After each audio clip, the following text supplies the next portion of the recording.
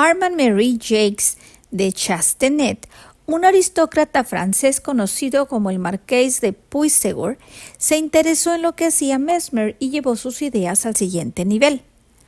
Puysegur inducía un profundo estado al que llamaba sonambulismo magnético, parecido al de caminar dormido, en el que sus pacientes entraban en contacto con sus pensamientos profundos e incluso tenían corazonadas sobre su propia salud o la de otras personas. En ese estado eran sumamente sugestionables y seguían las instrucciones de Puysegur, aunque en cuanto se despertaban no se acordaban de nada.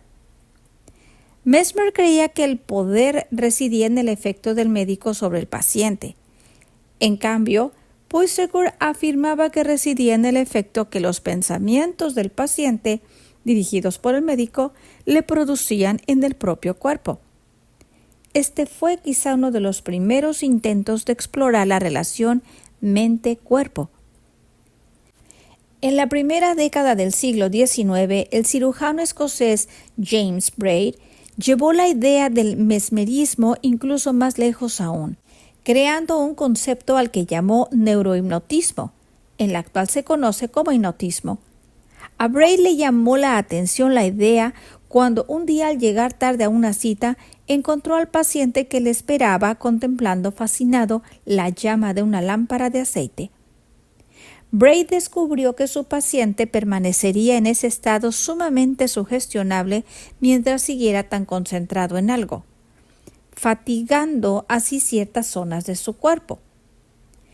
Después de realizar muchos experimentos, Braid decidió pedirles a los pacientes que se concentraran en una sola idea mientras miraban fijamente a un objeto para hacerlos entrar en una especie de trance, ya que creía que esta técnica le permitiría curar diversos trastornos, como la artritis reumatoide crónica, los problemas sensoriales y diversas complicaciones procedentes de lesiones medulares y derrames cerebrales.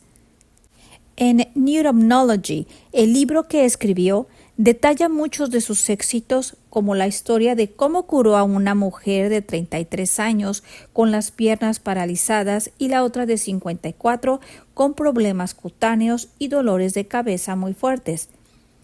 En aquel tiempo, el reputado neurólogo francés Jean-Martin Charcot criticó la obra de Braid afirmando que solo podía entrar en esa clase de trance las personas aquejadas de histeria, que según él era un trastorno neurológico hereditario irreversible. Usaba la hipnosis no para curar a los pacientes, sino para estudiar sus síntomas. Al final, el médico Hippolyte Bernheim de la Universidad de Nancy, rival de Charcot, insistió en que la sugestionabilidad, que tan fundamental era en el hipnotismo, no solo se presentaba en las personas histéricas, sino que era algo natural en todos los humanos. Implantaba ideas a sus pacientes diciéndoles que cuando despertaran de su estado de trance se sentirían mejor y que sus síntomas habrían desaparecido, usando el poder de la sugestión como herramienta terapéutica. El método de Bernheim se siguió aplicando hasta la primera década del siglo XX. Si bien el enfoque y la técnica de aquellos primeros exploradores de la sugestionabilidad eran ligeramente distintos de los otros, ayudaron a miles de pacientes a curarse de una gran variedad de problemas físicos y mentales al cambiar su visión de sus enfermedades y su forma de expresarlas a través de su cuerpo. Durante las dos primeras guerras mundiales, los médicos militares, sobre todo el psiquiatra Benjamin Simon, que prestaba sus servicios en el ejército de Estados Unidos, usaron el concepto de la sugestionabilidad hipnótica, de la que hablaré más tarde, para ayudar a los soldados que regresaban a casa acarreando un trauma que al principio se llamó neurosis de guerra y que ahora se conoce como trastorno por estrés postraumático, de sus siglas TEPT. Estos veteranos habían sufrido en la guerra experiencias tan traumáticas que muchos bloqueaban sus emociones para no sufrir, desarrollando una amnesia relacionada con esos terribles sucesos o, peor aún, reviviendo esas experiencias en flashbacks, lo cual les hacía enfermar físicamente debido al estrés.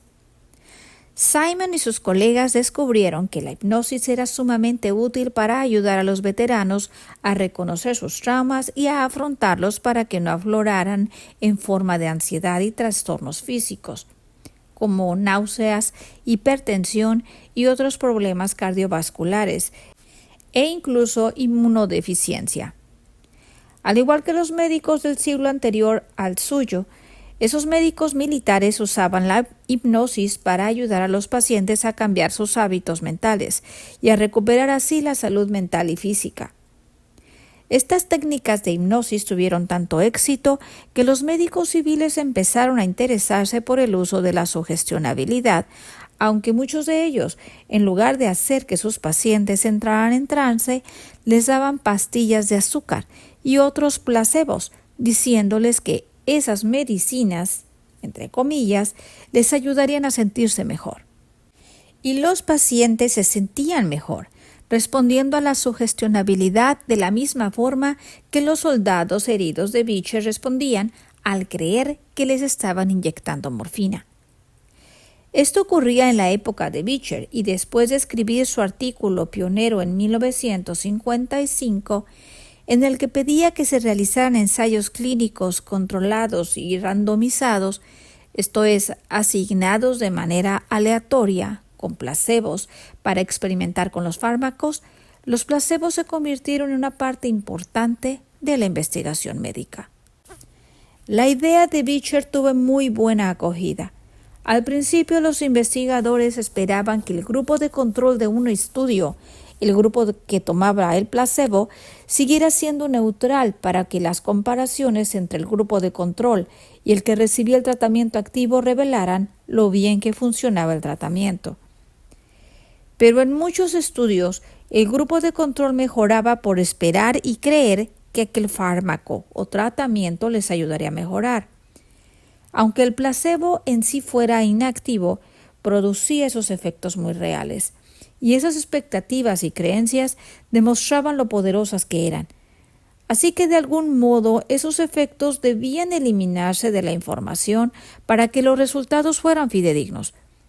Con ese propósito y haciendo caso de la petición de Beecher, los investigadores empezaron a realizar como norma ensayos clínicos randomizados de doble ciego, asignando al azar los pacientes al grupo activo o al del placebo, y asegurándose de que ninguno de los participantes ni de los investigadores supiera quiénes tomaban el fármaco y quién es el placebo. De esta forma, el efecto placebo se podía producir en cualquiera de los grupos y se eliminaría cualquier posibilidad de que los investigadores trataran a los participantes de forma distinta según el grupo al que pertenecieran. Entre paréntesis, en la actualidad, los estudios pueden ser incluso de triple ciego, es decir, no solo los participantes y los investigadores ignoran quiénes están tomando qué hasta el final del estudio, sino que también lo desconocen los estadísticos que analizan la información hasta que terminan su trabajo. Fin de la primera sección del capítulo 2.